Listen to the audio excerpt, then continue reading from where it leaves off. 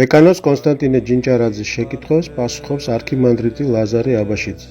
კითხვა ნომერი 3. როდის და ვის უნდა უსმინოთ და როდის უბრალოდ დავემორჩილოთ? პასუხი.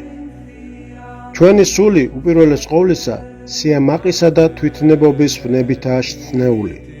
ამიტომაც ქრისტიანისათვის სასარგებლოა ყველგან და ყოველთვის ებრძოლოს თვითნებობას, უარყოს თავისი ნება, დამორჩილდეს. სადაც არ უნდა იმყოფებოდეს იგი თვით ყველაზე ურწმუნო საზოგადოებაშიც კი. მისთვის სასარგებლოა იყოს მორცხვი, მომთმენი, ბუზღუნის გარეშე შეასრულოს ვისიმე თხოვნა ან მითითება. ჭხილებში თუ ეს მის ან ვისიმე სულს არ ვნებს. დაიხულა ჭხილები. ეს ყველაფერი მორჩილების სკოლაა. მით უფრო საკუთარი ნების უარყოფა და მორჩილება სასულიერო პირისა, მოძღვრისა.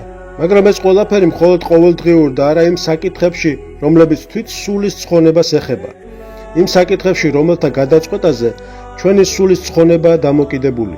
ჩვენი შინაგანი მდგომარეობა, ჩვენი რწმენა, ღვთისაკენ სავალი გზის ამორჩევა და სხვა ამგვარი.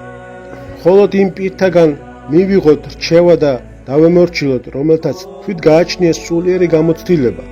კარგად იცნობენ წმინდა მამათა სწავლებას და რაც მთავარია, საკუთარი ცხოვრებით მისდევენ მას.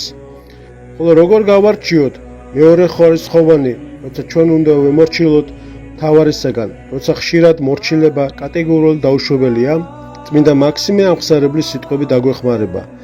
თუ კი მეფე მიბრძანებს იმას, რასაც დროებითი და წარმავალი მნიშვნელობა აქვს, არ ეწინააღმდეგება ღმერთს და არ ავნებს სულის სამუდამო სიცოცხლეს, მე მას სიამოვნებით აღვასრულებ.